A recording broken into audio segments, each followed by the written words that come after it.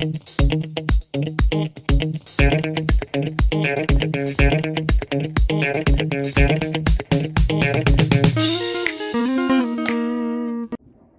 there, it's me again.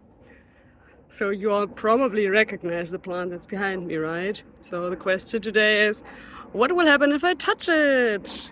Although that one is too easy, right? So let's look at another question that might be a little bit more interesting.